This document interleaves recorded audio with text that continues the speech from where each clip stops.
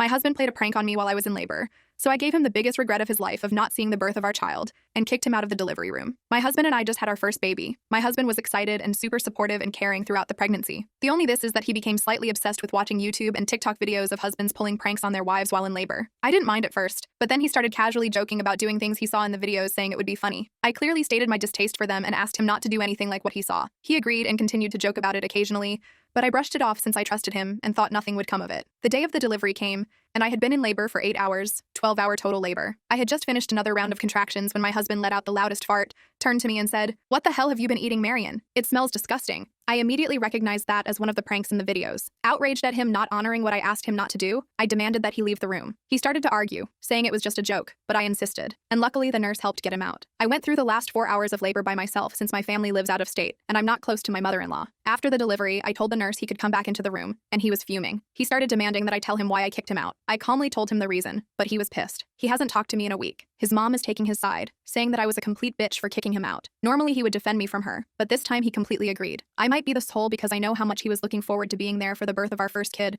especially when he got to cut the cord, but I still kicked him out and refused to let him back in. The nurse asked a few times if I wanted him back, but each time I said no. Update. He has been bonding with the baby but not quite helping. When he felt like holding her, he would just take her from my arms, or if MIL was around, he would ask her to get the baby. Update 2. It's been a rough first week, but thankfully my mother arrived this morning to help out. I talked to my husband, as best I could since he is still upset and ignoring me, and told him how I was feeling. I have been feeling depressed and anxious since we brought the baby home, and that I understood why he was upset, but asked him to please see my side. He told me that I had no right to kick him out, and that our daughter would come to hate me one day for having him miss her birth. I started crying and begged him to please talk things through instead of saying things out of anger. He refused and said I was under his roof, so he had the final say. He called me a C for kicking him out of the delivery room. I didn't say anything else to him. I just started packing myself and the baby's things and planned on leaving. He yelled, telling me that I couldn't take anything he paid for. So I just took the baby and told my mom we were leaving. We are staying at a motel and will drive to my parents' house tomorrow. Update 3. Over the past 3 months, my husband hasn't tried to contact us or check on the baby. It was hard to accept that he didn't seem to care. I found out he went on a trip with his friends during this time, which made things even clearer for me. I decided to file for divorce.